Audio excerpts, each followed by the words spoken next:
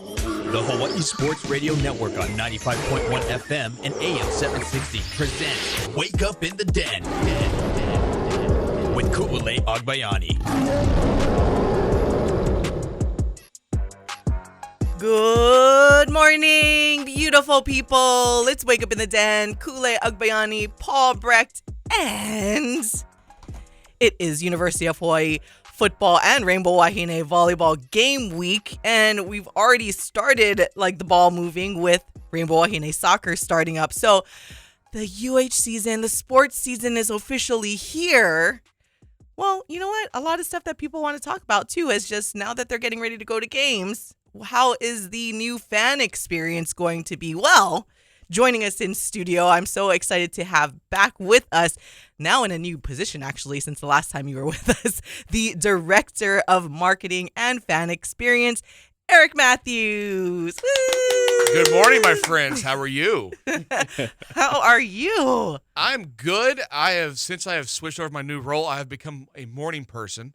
So being here at 7:50 was not much of a push for me, judging how I'm usually in the office by 7 a.m. So the fact that I'm here and I'm kind of revisiting my old career is kind of cool, as always. I was going to say, we're going to definitely get into that. And I know, like I said, we've had you on before. We did kind of talk about your background, where you're from and everything back then. But I like to think, you know what, that was probably a year and a half ago.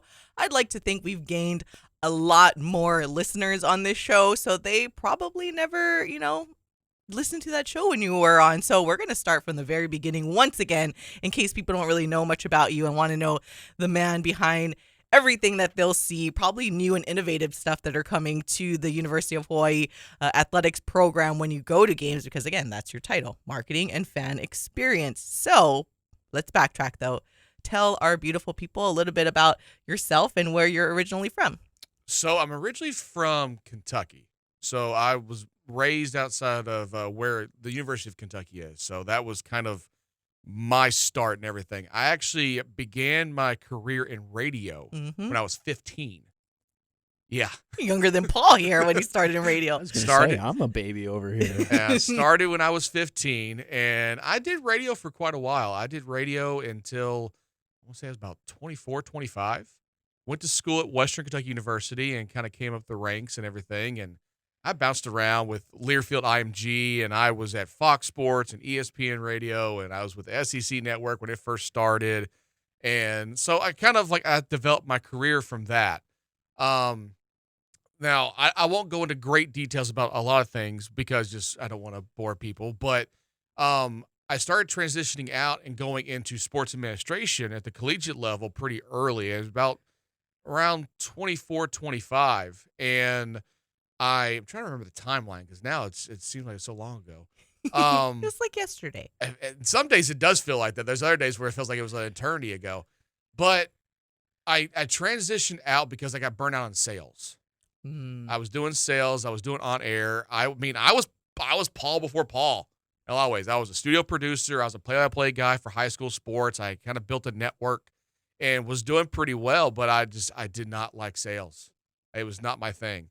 And I got burnt out on it, and I took a couple of risks, and I started interning for 4 different colleges at the same exact time. Whoa. What? Yeah. Okay, now how does that work? So let me backtrack a little bit here. So when I was still in broadcasting, I was also employed by 4 different people at the same exact time.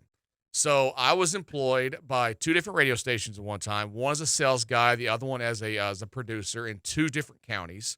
And then I was working at a university as a PA guy, and then I was working at a YMCA. So I did that early on. So I was used to that lifestyle of doing a lot of different things at the same exact time. When I transitioned out of broadcasting, I was trying to get into sports administration. When I first got into it, I was volunteering and interning at Wright State, Northern Kentucky University, University of Cincinnati, and Eastern Kentucky University, and I was basically living out of my car. So I'm not exaggerating. This is exactly how it went. So it was in the spring. So in the spring, you got they didn't have men's volleyball in Kentucky and Ohio, but they had both basketballs, softball, baseball. And so what I would do was I had moved back into my parents' house because I just left my full-time job and I'd really committed to this full-time and wasn't making any money. So I would leave on Thursdays and I'd work an event, usually at Northern Kentucky or Wright State. Thursday, I would sleep in my car at a hotel in the parking lot where it's well lit and everything else, and shower at gas stations and eat gas station food and just survive.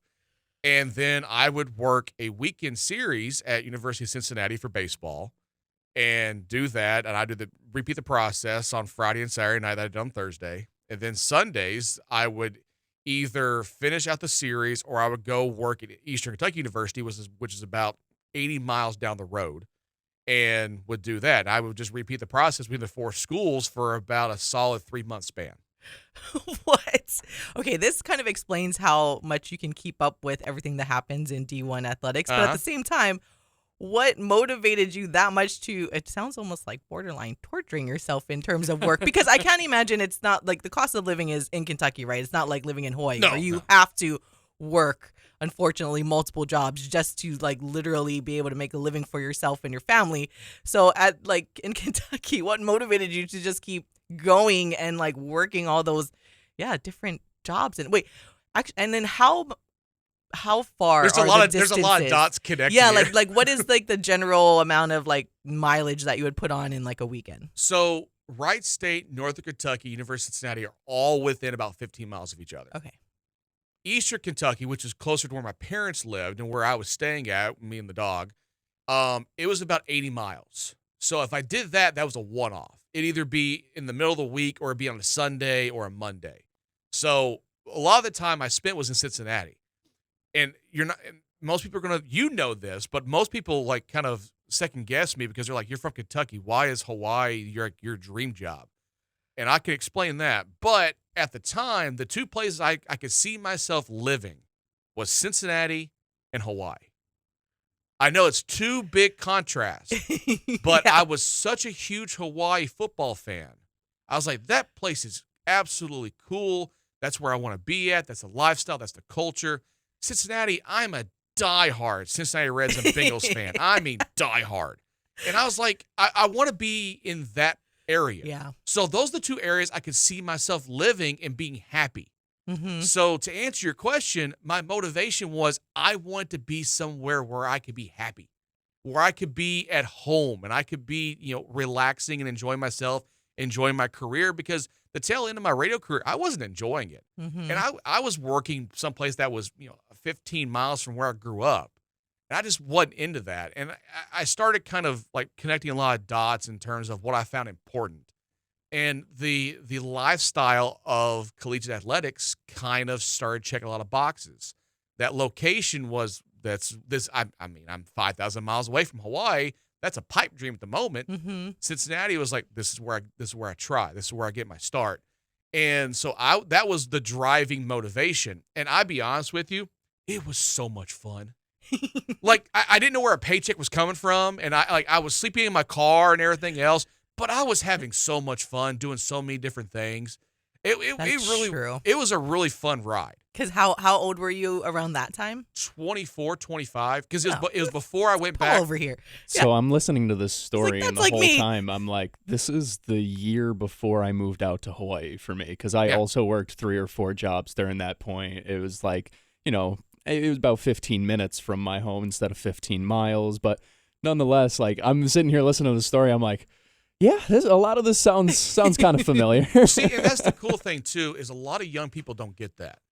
And I'm not saying it's a bad thing. I'm not saying it's just there in football they use the dog in you paraphrase, and I'm not going to say Paul and I got that or I got that. But the greatest compliment I ever got and the greatest compliment I ever give is when I refer to someone as a hustler. Mm-hmm. And that's in that moment, that's where the career got built, was handling multiple things in multiple different ways, learning, figuring stuff out. And like I said, all that happened before I went back to school. And so I was just trying to establish a base, develop a network, get connections. and do all that. And it steamrolled into an opportunity. And I ended up going back to school to get my master's degree in sports administration at Morehead State, which is a small mountain town in eastern Kentucky, in which I did not fit in. So that was interesting, to say the least. I was there for a year. Just to give you an idea how different Hawaii is compared to some places in the country, I lived in a old coal miner's house. It was a 3-bedroom by myself with the dog in a yard for $750 a month. Yeah. I sit here, I'm like thinking about my college housing where like even that I would get like upstate New York prices where it was like I was paying like $650 a month, like $700 a month. And I think of prices out here. I'm like, oof. Exactly. But I was there for a year, and when I was working on my degree, I had an assignment with one of my classes was to network. I got that down, but I wanted to network outside of my established network. So I reached out to Hawaii, and I was like, well, that's the pipe dream. Why not? And he's going to hate me bringing it up. He hated me when I brought it up when I was in here a year and a half ago. But I pestered the director of media relations at Hawaii, Derek Inochi. I pestered him for a good solid month to talk to me on the phone and just for me to interview him for this class. And he did. He eventually got there, and we talked and everything. And I'm trying to remember the year. I think it was 16 or 17, somewhere in there. And as we're talking, going over everything, I'm like, man, you guys do a lot for such a small staff, because there was only him and one other person that was listed on there on the staff directory. And he goes, yeah, we're in transition, blah, blah, blah. Like, oh, okay. And I just kind of kept it in the back of my head. And I was like, well, I mean, I've gone this far. Why not try to, a little extra? And so we kept talking. At the very end of it, I asked him, I said, hey, man, if I ever got the opportunity, would you want to meet in person if I ever came out there? He was like, yeah, sure. Not really thinking. Not thinking. Yeah. He didn't know who he was talking to at the time. Like, wait a minute. What did I get myself into here? If Derek of 2023 knew what, if 2016, 2017 Derek knew what 2023 Derek knew, he would never said that. But he did. And I said, all right, cool. I'll see you in 6 weeks. He's like, what are you talking about? So, yeah. I plan on coming out there. I want to go see Aloha Stadium. I want to see the campus and everything. I want to see the islands and everything. And I said, I'll see you in 6 weeks. Like, okay, if you're coming out here, cool. I'll meet you. I'll talk to you. Cool. I had no plan. I made it all up. As soon as I got off the phone, I called my best friend Patrick, and I said, hey, man, we're going to Hawaii. He's like, we are? Why? And I told him what happened. He goes, okay, let's go. So we booked a cheap ticket that had like 3 different stops, and then we booked a cheap Airbnb. Again, I am in school. I'm not making money. Oh my goodness. I don't have hardly anything, but we figured this out. And he was the same. Like, he was still in school too. And like, we're like, oh, we'll figure it out. Like, we got to go now. And so I got out here, and I popped into his office, and we talked for an hour or so, and he offered me an internship. But he goes, I'm going to offer it to you, but I don't want you to take it. Wait, hold that thought, because I feel like we can go completely down a rabbit hole, but we got to take a break. So yeah, we're going to have you continue that when we come back, as we are joined by the University of Hawaii Director of Marketing and Fan Experience, Eric Mathews. We'll be back on Wake Up in the Den.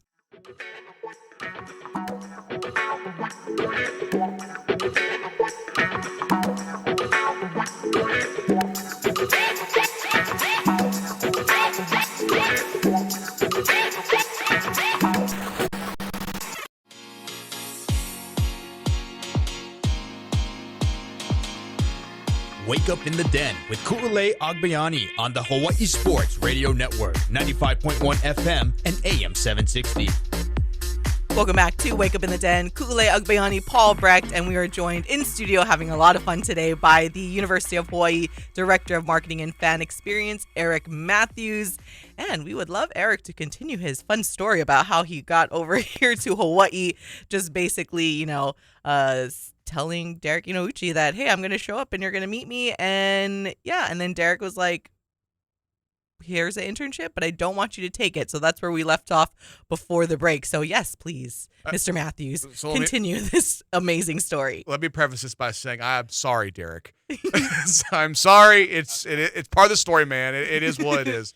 So he offered me the internship, and he said, don't take it. And I was like, huh? This is what I want. What are you talking about? And his response was, financially, Hawaii would kill you right now. He's like, but I want you to know you're doing it right. What you're doing, what you've told me, kind of how you're going about your business, you're doing it right. So just take that as like, hey, a vote of confidence. Do what you do, stay in contact, and we'll go from there. I was like, when he said it, it wasn't heartbreaking. I understood what he was telling me. It made complete sense. And I was like, okay, I get it. And I went back to Morehead State. I was working in radio again. I was working at an NPR station. Just imagine me and NPR. That doesn't really go together, but hey, it is what it is. Whatever. But I'm working at an NPR station, and I'm waiting for my second year to start of my master's program. And also, I was a GA in the sports information department there at Morehead. And there was a school in Kentucky called Kentucky State. It's an HBCU. And they had pursued me earlier that year before I made the trip to Hawaii. They had pursued me asking me if I was interested in a job. And I was like, no. And the reason why was because it was public knowledge of how much financial trouble it was in. Oh. And I have, as we've talked about this morning, I have no problem taking risk. None whatsoever. But it's also calculated risk. And I was like, that just doesn't like a good idea. And when I got back, though, the AD at the time called me and was like, we want you to apply and go through the interview process. Let's just see what happens. I was like, okay, that wouldn't hurt, I guess. So I went through the process, and I guess I did well, and they offered me the job. And well, he didn't offer me the job. He actually called me and says, all right, it's yours. You're our guy. We'll see you on Monday. And hung up. He didn't give me a chance to say no or to think about it. I was like, well, all right, rock and roll. And so just to kind of set the stage here, I was a radio broadcaster. I worked in television. I worked in sales. I've been doing this full-time for just a year. Everything else was volunteer. Now, I'd been a volunteer at like 7, 8 different schools, but actually in the business for like a job, I was only in it for a year. And the guy offered me to be the director at a Division II school. So after I wet myself, and I was like, okay, I guess I'm going to go in on Monday to see what happens. So I went in on Monday, and they offered to pay for the rest of my schooling. And it was a salary job. It was benefits I didn't have. I was past 26, so I didn't fall under that anymore. Yep. So I was like, well, I guess we're doing this. So I started with them. And it was a year and a half I was there. But the entire year and a half I was there, I was in contact with Derek. He's going to hate that I say this, but he was a mentor, still is. And he helped me a lot, but we always stayed in contact, phone call once every couple of months or an email here and there, just asking stuff. And he had an opportunity about a year and a half into this position. And when I say this, I mean it. I really enjoyed Kentucky State. I had fun. It was an HBCU. I fit in really well there compared to going to a mountain school in Kentucky. Kentucky State was actually was fun in most ways because of the people. But administration-wise, it was a mess. There were a lot of issues. And there were certain aspects and certain people I didn't get along with, and I was very frustrated. I didn't know how much longer I was going to survive. When Derek emailed me, he said, hey, I got an opportunity if you're interested. I know you got a good thing going. You're a director to D2, but I know how much you love Hawaii. I emailed him within 2 minutes. And I said, let's talk right now. We got on the phone, and he told me it was a casual hire position. It was not a full-time job, but it was a foot in. I was like, what do I need to do? Let's make this happen right now. And this was when I was sitting on my parents' couch. It was around Christmas time. It was like 2 or 3 days before Christmas. So Diamond Head Classic was about ready to start.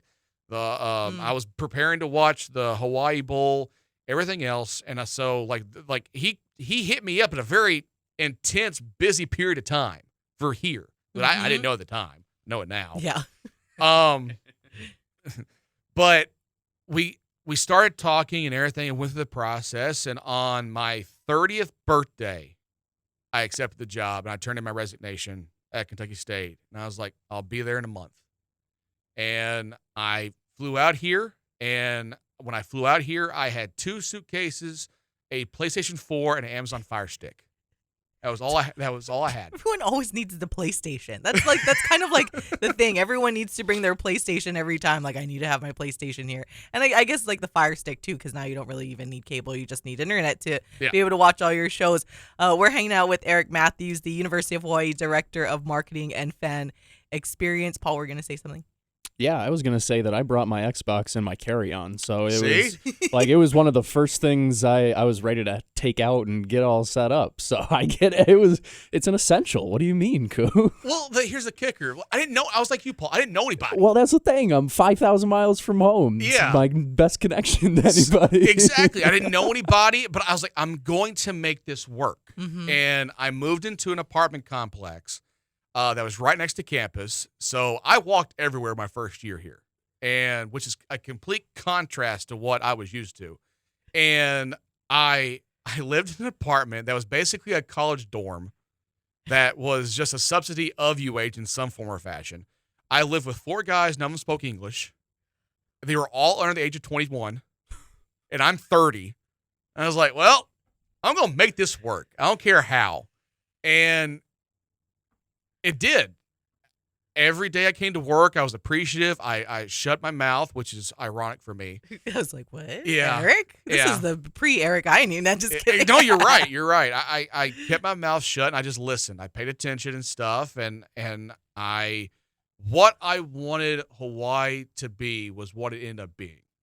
And I came out here. I didn't want people or Hawaii to change for me. I wanted to change for Hawaii. Mm-hmm. And that was kind of my mindset the entire time was I can't act or do stuff that I did when I was in Kentucky or in Ohio or North Carolina when, I needed to change my mindset.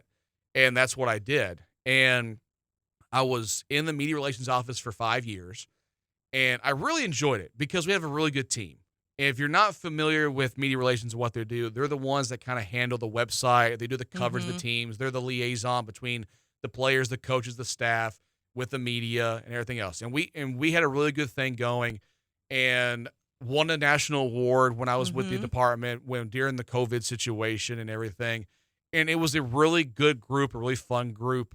But about a year ago, things started to change. We had some turnover in the marketing department. And I was interested in the position. But I kind of, only a few people knew how interested I was. But other people were approaching me going, hey, have you thought about this? You should probably think about this. Mm-hmm. And I was like, oh, yeah, I've given some thought. We'll see what happens. And that kind of kept building momentum. And granted, I love UH, but it does take a little while for things to happen, unfortunately. But that's not UH. Everyone knows it's not only UH. Fair. We did build a football stadium in less than 8 months, so there's that. Points are being made. Yeah, here. kudos to that. Kudos to UH for that. We always give UH props for that as well. Like, despite things, we know there's things, but anyways, continue. So I went through the process of everything, and Koo, I am not exaggerating. I was revved up on the day of my interview. I was a bull in a china shop. I was ready to go, and there's another guy that works in our office named Darren.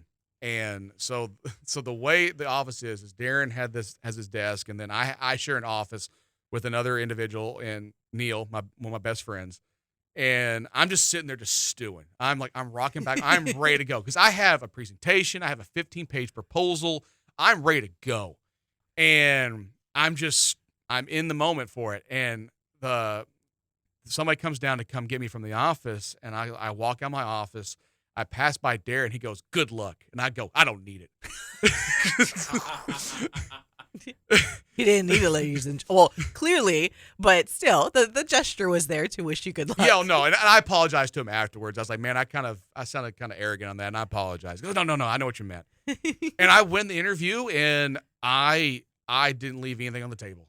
I put everything out there. Here is my perspective. Here's my ideas. Here's what we can do. And I'm not going to go into great detail about all that just because that is a private entity of things. But I walked out of it feeling really, really good. And I was like, talking to those that were in the committee, I was like, I need this. And it's not because I need it because I personally, my ego's already big enough in a lot of different ways. But it was more of, I love this university. I love this department. I love these people. I want to give back. I want to help.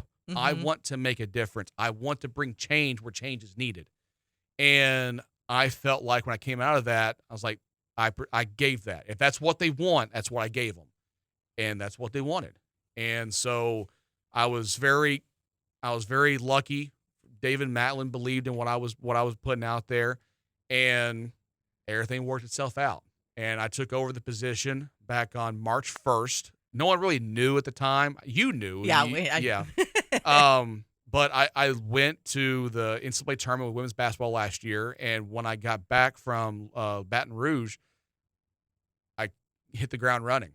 And we have gone through quite a bit of change in the last 4 to 5 months. And in terms of our department, what our expectations are, what we want to do at games. And you probably saw a little bit of that in the spring at men's volleyball, Magnum PI night. That happened in the span of a week and a half. Everything that you saw that night, that happened a week and a half. And it wasn't just me. It was a lot of moving parts. There's a lot of people helping out because, like, we need to do stuff. We need to put forth more effort, more change. And so there's stuff that we've been working on throughout the summer to prepare and to get ready for this year. Now, there's going to be things this year that you're going to see and you're going like, well, that's different. Never seen that before. And there's going to be other times where you're going to look around going, why haven't they changed that yet? Or oh, why did they change that? I really like that. There's a process. Yeah.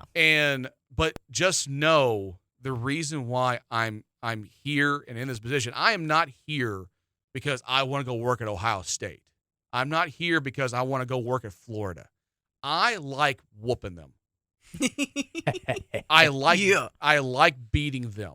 And like, because it's not about wins and losses for us. It's about like our numbers, our attendance numbers, trying to break records, trying to do stuff on social media, trying to build our brand awareness, getting national awards and national recognition. It's all things. I like beating them. I get enjoyment out of it. When we went to the convention this past summer, we got a national award for Magnum PI night.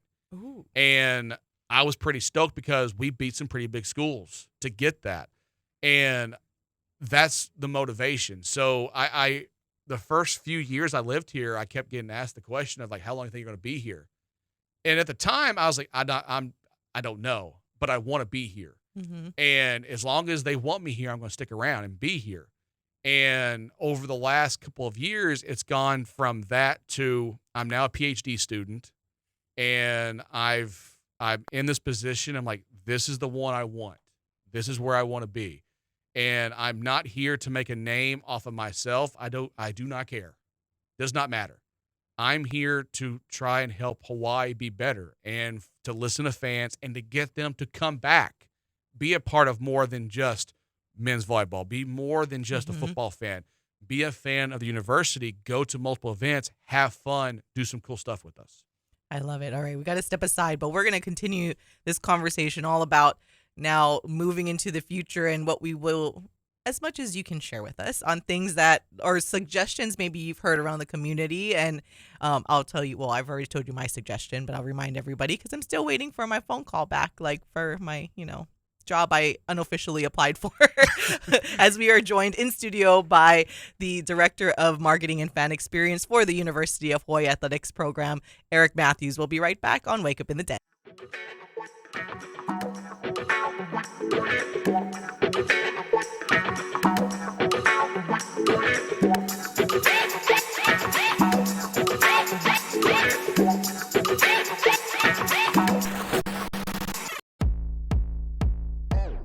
back to more Wake Up in the Den with Ku'ulei Agbayani on the Hawai'i Sports Radio Network, 95.1 FM and AM 760.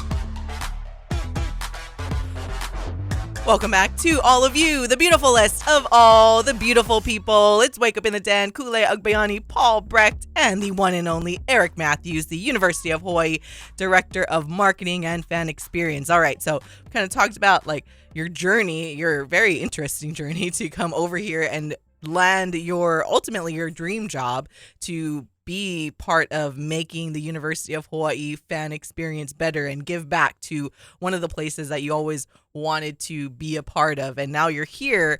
And so as much as you can share with us, what are some of the what has been some of the inspirations that you have gotten to improve the fan experience? And we talked about like the brand awareness for just the signature H and everything, and what has kind of inspired you now that you have this new position and come up with these new ideas?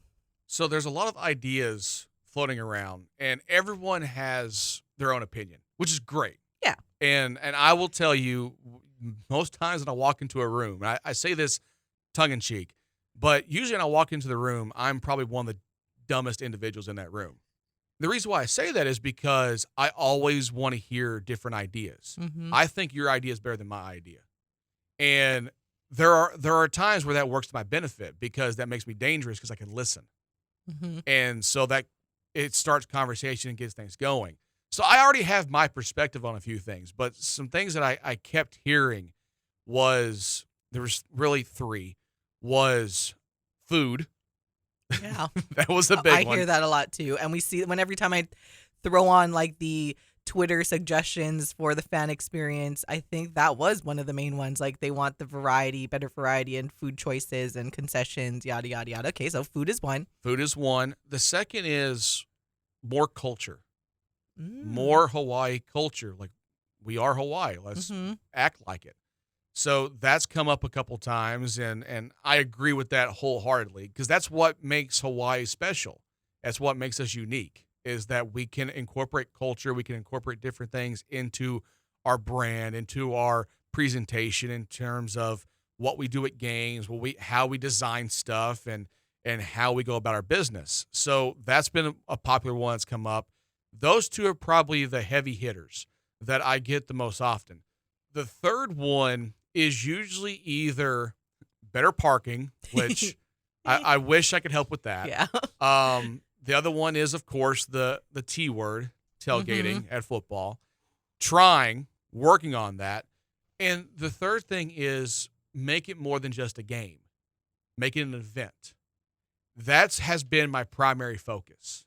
It has been, what can we do to make it more of the win adds to the experience of it. The loss doesn't take away from the experience of it.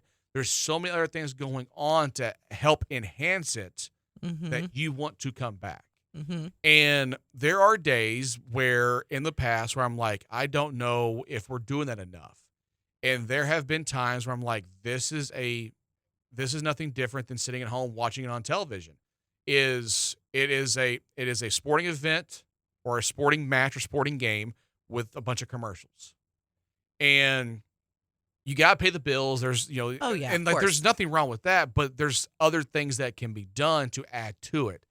And like I said, that's been one of my primary focuses is the food stuff. I have a little bit of say in that. I can help there and give suggestions and kind of steer it.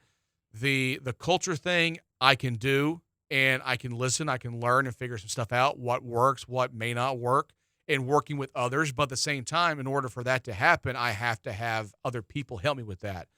But in terms of what we do presentation-wise and what we do to make it more of an event, I have complete control over that. And I can really help shift us towards that. And that has been something that we've been working on for the last 4 or 5 months that I stepped in that role.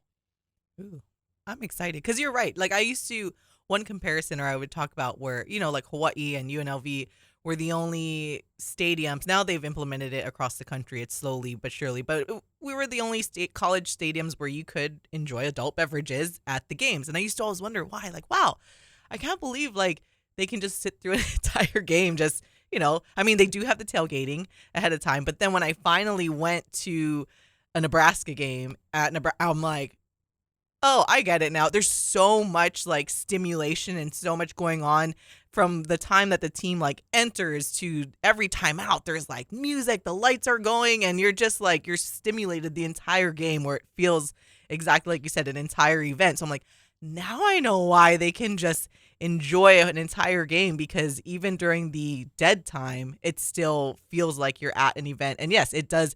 It's a whole difference between watching it at home on television. So yeah, I know exactly what you're talking about, where I've heard that a lot before too, where they feel like I'm just hearing ads the entire game, and you're just sitting there. And especially now when you want to try to attract like a younger audience to come to the games, when everything's so easy to just get it on your phone and stream everything. What sets it apart going to games? So I love that. It's an interesting perspective for sure. Sorry to cut you good. off real fast, but I thought that was an interesting perspective when you brought it up about people don't want to feel like they're sitting at home watching on TV, just they paid extra to do it. And Ku, you mentioned the younger generation, and Eric, you mentioned just stimulation throughout a game, and really that's what I think of when I do think of this younger generation, is just the instant satisfaction and the instant I don't know, the ability that they have to always have something in front of their eyes. I say they as if I am not somebody who also keeps these things right in front of my eyes, but it's a good point where there is a lot more, and I like the suggestions that you've gotten so far, especially because obviously an outsider, somebody who came in late, one of the things I fell in love with at these UH events, I mean, it's such a silly little thing to shout out, but the Hawai'i Pono'i is like, it's such a cool thing where, anytime I have somebody that I can bring from the mainland who I have a connection with, I always try and take them to a game because... Don't sit down. Stay up here. Right. And it's just one of those things where it's so different, and if you can lean into that, I'm so curious to see how you guys as a department continues to lean into that going forward this year, just because it is something that I fell in love with as somebody who, moved here, came in, and tried to, similar to you, have an appreciation and learn much more what's going on here. So off of that, what's funny is, I'll tell this little sidebar quick story, but I mentioned earlier, I'm a diehard Cincinnati Reds fan. Mm-hmm. It was weird because when I went back to Kentucky to see my dad, and when I was there were 6 Reds games. I went to 5 of them when I was there. I tried to get my fill. Every game after the national anthem, I kept standing. And like, oh yeah, duh, Wait. yeah. We're not doing that here. In terms of the Hawai'i Pono'i. So you're right, Paul. So it is something that's different. I remember when I fell in love with UH football, I was in college. I was working in radio and television at the time. When I got home, the only thing that was on was Hawaii football. And that's when Colt was here, Devon was here. Yep. And that was the golden era that everyone refers to in a lot of different ways. And I just remember the tea leaves. I remember just how frantic the place was whenever they score a touchdown and people throwing stuff in the air. The to newspaper. Yes, like all those different things. I was like, this is what's cool. This is what's different. Because and I'm not like pointing fingers at other schools or whatnot, but there are times where you can go to a Big 12 game, and then go to a Big 10 game, and then go to a Pac-12 game. Well, what was Pac-4? Pac-4. And you can probably pinpoint maybe 1 or 2 things that are different between those 3 different spots. Everything else is kind of the same. But the same stuff is good stuff. Mm-hmm. That's legit, but there's only maybe 1 or 2 things that they do that's unique to them. We are in a situation where we could do a lot of stuff that's unique to us and only us. People could try to, imitate it, but you're not going to do as well as we can. And I'm sitting here, I'm talking the talk. I'll go ahead and give you a heads up. It's going to take a minute. Mm-hmm. Change takes a little while. And implementing these changes takes time. We're not going to get it right. And the good news is our new athletic director, Craig Angelis, he knows that. and he supports that, which is we are so lucky to have him as our AD. I'm a big David Matlin guy. I love David. Same. And David did a lot of good for a lot of people. And when he decided to step down and retire, for him, it was a good move for him. For us, it was scary because he was such a good leader and such a good athletic director in so many different ways that no one knows publicly. Craig is different, but he's a good different. He's a good different that we do to make some changes to catch up, to bring people back. Because there are days and there are times where you're like, this is a really good basketball team. Why is there only 3,000 people here? This is a really good men's volleyball team. How come we're not selling out every single game? My personal belief is, from a presentation perspective, we can do more to get you to go, I have to go. My entire goal when I took over the position was I'm going to do everything I can to make UH must attend events. If you didn't go, you're going to be mad you didn't go because somebody's going to tell you you should have been there. That's the whole thing. And that has nothing to do with wins and losses. The winning will come. Losing does happen. But I want you to feel like when you went, you spent your money wisely. And you were like, I'm coming back. I'm going to tell somebody. And if you didn't, like I said, somebody's going to tell you, and you're going to be mad that you weren't there. And FOMO is very real. It spans across all generations. It's the fear of missing out. Nobody wants to miss out on something super cool and be like, dang it, I wish I was there. Well, we will wrap up our conversation. Got to step aside really quick as we are joined by University of Hawaii Director of Marketing and Fan Experience, Eric Mathews. We'll be right back on Wake Up in the Den.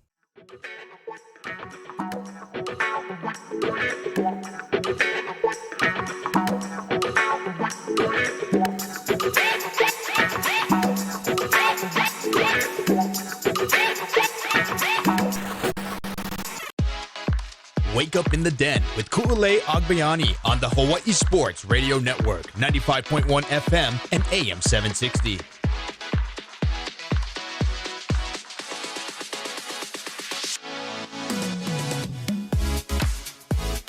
Welcome back to Wake Up in the Den. Ku'ulei Agbayani, Paul Brecht, and the University of Hawaii Director of Marketing and Fan Experience, Eric Mathews. All right, I love that. I mean, that was like some motivational talk right there, like wanting to change things, make people want to come to the games. I know we talked about some of the 3 things that were mentioned to you about improving or suggestions to improve the fan experience.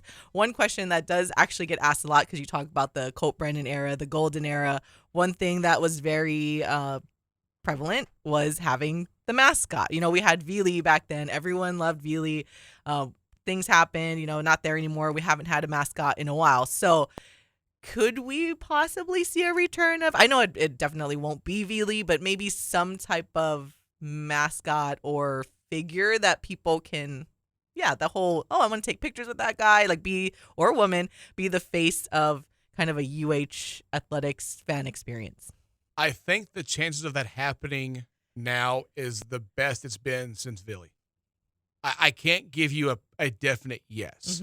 But I can say that if there ever was a time where it could happen, it's in the next little bit. And I don't want to put a timeline on it and everything else. And the reason why I say that is, and I want this to be heard. Whenever we put out a fan survey, we read them. When Craig first got in, we put out a survey probably about, I want to say 2, maybe 3 weeks ago.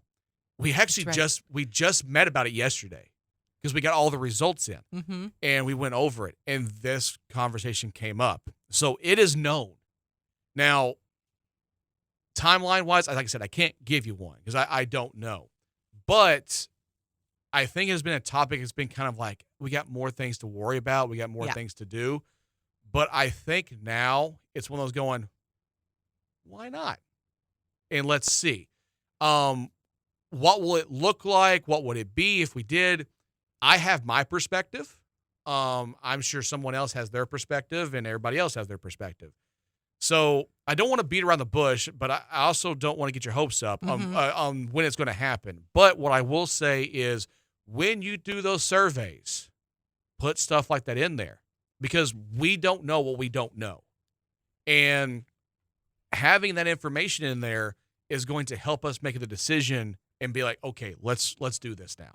Mm-hmm. So I don't know if I answered your question, but that's the best way I can. I think that is the best way to answer it, where people, because I'm sure people fill out those surveys not thinking you guys were, they're probably just going to skip over mine. So Nope. whatever. You guys really go through all of it. And that's what I knew that was going to happen too, because knowing what I know and my experience with Craig, the new AD, he genuinely does care about what everyone thinks about the university, how we can do better and move forward. And I mean, I'm sure he wants to build a legacy here as well. You know, he seems like he, just like you said, like you're here, you're doing this to improve Hawaii, not thinking you're going to do this to make a name for yourself so that you can get noticed by a bigger school. You're here to genuinely give back to the University of Hawaii. And I feel the same way about Craig Angeles. And hey, your guys are here to make this experience better for our fans and get noticed nationally, but be like, hey, yeah, we're this small school on the island and we are kicking your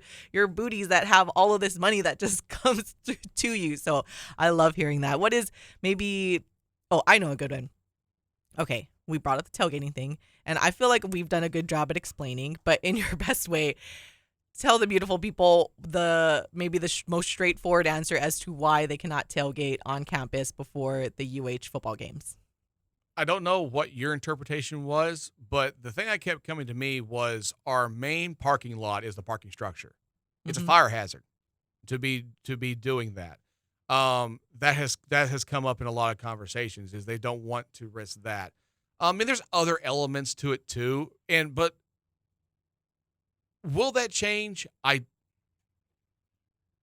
If you would have asked me a year ago, I said no. Now, I feel that conversation is a little more open to where I don't know if it's going to happen this year. I don't know what next year shows. But what I will say this, the more vocal you are, the more noise you make with some of this stuff, it does help. It's why we're doing what we're doing at Less More Economy before football kicks off. And if you don't know what I'm referring to, well, just go. Go. And that's the other part of this is too, is whenever the tailgating question comes up, my response to it, okay, what's tailgating to you? Is tailgating to you just sitting at your car eating before a game?